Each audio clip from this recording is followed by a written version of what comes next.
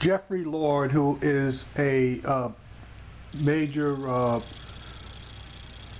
Trump surrogate, basically loves supporting racists.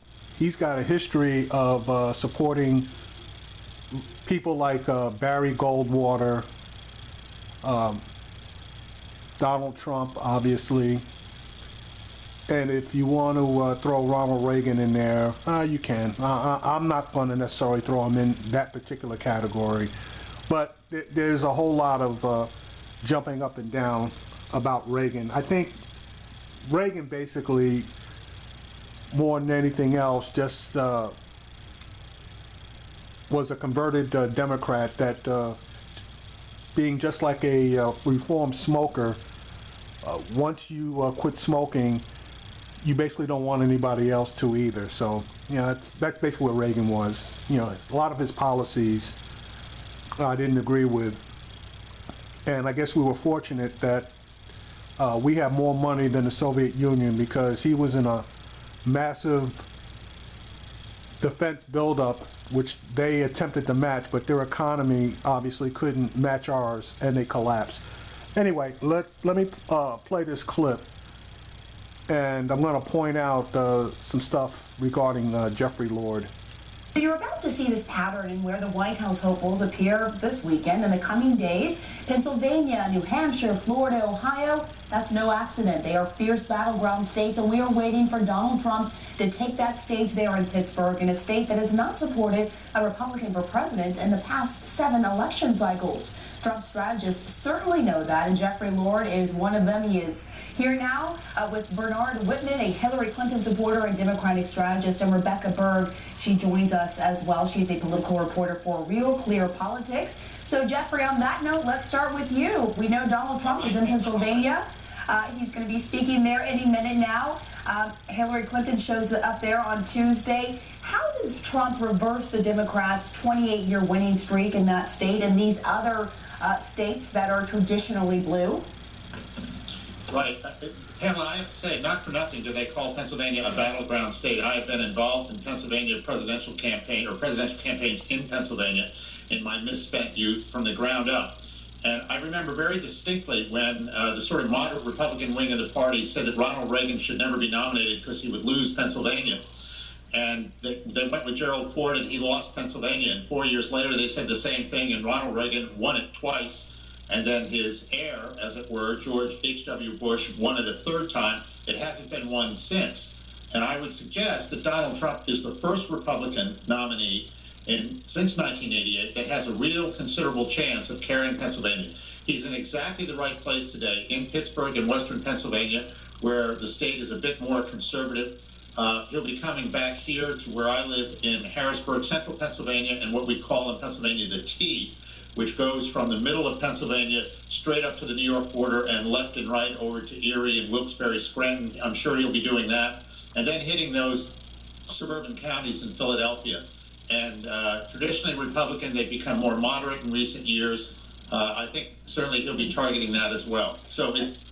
All right, number one, there's no way that Trump is going to win Pennsylvania with all the blacks and Hispanics in Pennsylvania, particularly given Philadelphia and the suburbs around Philadelphia, and Pittsburgh and the suburbs around Pittsburgh. Now, he is right about the rest of the state being conservative and fairly moderate Republican to extreme right Republican. The closer you get to the southern portion of Pennsylvania, the more right-leaning it gets. Battle, there is no question about it. And now we have another factor at play here, Jeffrey Lord. That's President Obama campaigning on behalf of Hillary Clinton. He did well in 2012 in white counties, particularly in Ohio, another battleground state. How much of a threat do you see him as? Yes. I mean, there's no question the president will play a role here. It's not often that we've had popular presidents or reasonably popular presidents who can do anything. President Eisenhower was sort of kept sidelined in the Nixon campaign, and they later thought that was a mistake.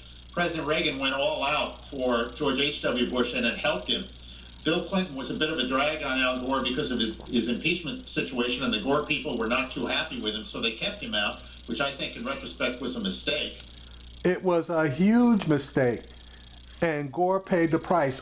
If Clinton had gotten out there for Gore, we wouldn't be talking about President Bush. We'd be talking about President Gore. So, and the same thing happened in 2012 and 2014. All of the Democrats that were running, they basically, especially in 2012, they basically ran away from President Obama instead of latching on to his coattails. A few more of them would probably have won, and the Senate might not have flipped the way it did. But hey, if you have a certain strategy, you're in a southern state, and you just don't believe, you get crushed, just like Lundgren got crushed against Mitch McConnell. If Obama had gone into that state and they had pushed the Affordable Care Act, because even stupid Mitch McConnell was talking about how good Kentucky's Connect healthcare system is, and all that was Obamacare, and Lundgren didn't even push that. So, you know, it's you have to understand and form a proper strategy, and don't run away from people that you shouldn't run away from. And George W. Bush was not a help at all to John McCain. So in this case, I think President Obama can be a bit of a help here. He can also be a bit of a help to Donald Trump in the sense that if you're not an Obama fan, and there are people in Pennsylvania who are not, he can energize those folks as well. All right, well, Bernard, let's go to that. Regardless of all of that, President Obama does have high approval ratings. How effective do you think, Bernard, that President Obama could be in transferring his popularity to Clinton out on the trail, considering her unfavorables are still pretty high? I think it's going to be extremely powerful out on the stump, because he has his highest approval rating that he's had since his second inauguration. The base loves him. Independent voters are starting to look at the president, compare him to Donald Trump, and say, you know what, maybe President Obama actually hasn't been so bad after all. You know, we have had years and years and years of economic expansion, not to the degree that we need it, but he remains very, very popular. And I tell you, this election is going to come down, as most elections do, to turnout. When you have half of Donald Trump supporters saying, you know what, I'm going to have to hold my nose to come out and vote for him, turnout is going to be huge. And the president is beloved by members across the Democratic Party, particularly key constituents like African Americans, Latinos. Love the president. I think you're going to see him go all out. And I will say, I was around in 2000. Huge mistake for Al Gore not to use Bill Clinton. I think it helped him lose that election. Hillary's not going to make that mistake. Excellent point. Now, in this coming election, if Obama really gets out there, I think he will be able to pull in a bunch of the black community to vote for Clinton. Not necessarily to the same degree that voted for him, which was like 93%. But the Hispanics, they have major reasons to vote for Obama. And then again, they got some reasons not to vote for him.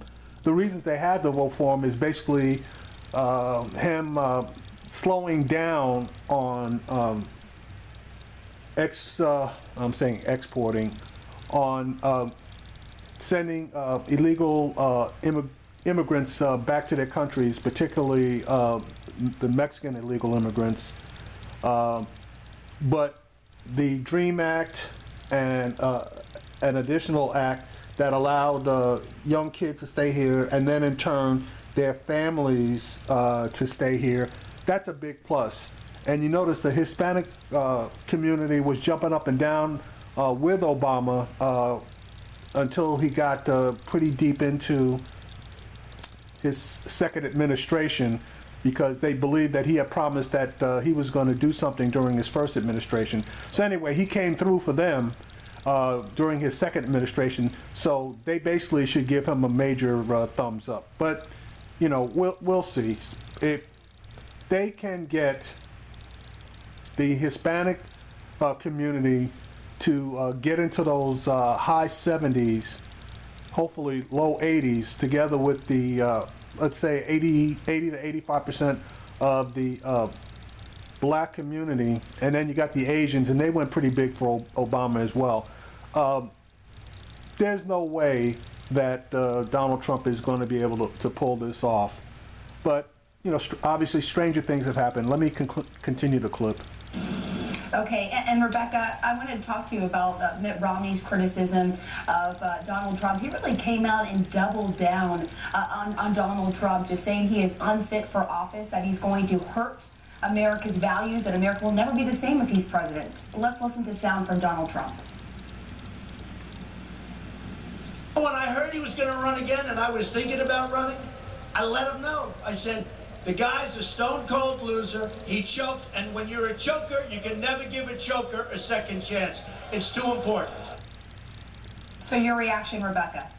Well, of course, this rivalry, Pamela, is nothing new. Mitt Romney, with one of the most forceful rebukes during the Republican primary of Donald Trump, when he gave his speech calling Donald Trump's sort of politics on par with bigotry, encouraging that sort of thing. And so he's been a very outspoken critic for a long time now of Donald Trump. What makes Mitt Romney stand out now from other Republicans is that he has maintained his strong criticism of Donald Trump even as he's become the nominee. And Mitt Romney is in a different position than many Republicans. He's not currently in office. He's not a current leader of the party. He's certainly a figurehead, but he doesn't have any sort of obligation to keep the Senate, keep the House, any obligation to any constituents of any kind. And so it gives him a unique position to be able to air his criticisms without those sorts of potential consequences you could see down the ballot in terms of fundraising and getting out the vote for these Republican candidates. It is interesting that he is keeping up pressure on Republicans, as we saw from his E2 summit in Utah, encouraging them to soften their support for Donald Trump or even withdraw their support for Donald Trump. It's interesting that he's mounting this pressure campaign because certainly none of these Republicans who have endorsed Donald Trump and still are criticizing him, none of them are in a very easy political position here. They have responsibilities to continue to elect Republicans down the ballot and of course are under a lot of pressure from Republican voters at the same time. And so it really lays bare some of the divisions in the Republican Party now, and these are not going away anytime soon. And what do you make of that, just on the heels of what Rebecca said, Jeffrey, that there's sort of this divide in establishment Republicans? There are some who say that, look, we're going to vote for Trump come November, but he's a racist, and they condemn what he says. And then you have others like John Kasich who basically say, look, my values don't align with his, I'm not going to vote for him. I mean, what do you make of that? Well, I do think that divide is there, and frankly, I think this is the surfacing of a divide, again, that has been there in one way or another for decades, going all the way back to Thomas E. Dewey in 1948, before any of us were around. But Jeffrey, I mean, for someone like a Paul Ryan to do that, that's not very typical of the party's leadership. Well, I remember a time when President Ford said that Ronald Reagan was an extremist and could never be elected president. There were plenty of Republican establishment types that took that view of Ronald Reagan himself. So, yeah, I have seen this before. I do think this is the time to pull together. It disturbs me. I mean, the Romney thing, I must say, his father did the same, pulled the same stunt, if you will, in 1964 when he was governor of Michigan and he refused to endorse Barry Goldwater. Okay, here we go. And Governor Romney of Michigan did refuse to endorse Barry Goldwater. The reason why he refused to endorse Barry Goldwater was because Barry Goldwater was a racist. And you could say a lot of things about the Romneys, but one thing that you really can't say about the Romneys is that they're racist. Now, they may be classist, okay? They may be a lot of different things, but one thing you can absolutely say is that they hate racism. Let's continue. You know, Barry Goldwater is sort of the founding father, if you will, of the political version of conservatism. And George Romney went at him with a vengeance when he was the sitting governor of Michigan, refused to campaign with him in the fall. Mitt Romney is following in his father's footsteps. And I might add... Exactly. He's following in his father's footsteps, and he is refusing to support another racist. this business about trickle-down bigotry and all of this kind of thing. We can all recall in 2012 the tape that was made secretly of Mitt Romney standing there in a closed private room talking about deriding the 47% of Americans who were never going to vote for him because they were going to vote for President Obama, aka what? Because they were on government assistance or they're black or whatever. Okay, and there you go. Romney never said anything about them being black. He said that 47% were takers. Jeffrey Lord just threw in black, just like Donald Trump threw in Hispanic when he was talking about that judge. See, this guy is a closet racist as well, and he's using code words that are going to appeal to other people that think in a similar vein, and that's why he threw black in there. I mean, that was his true feelings. I think that was not trickle-down bigotry. I think that was flat-out bigotry. It was wrong. Okay, we're going to have to leave it there, but the good news is the three of you will be back after this break, and we want to talk about the speech that we're now... Okay, so now they're going to try to label Mitt Romney as being a bigot and a racist. That ain't going to fly, but they're going to they're testing it out there now by him throwing out that statement about the 47% and adding black to it. This guy is a turd.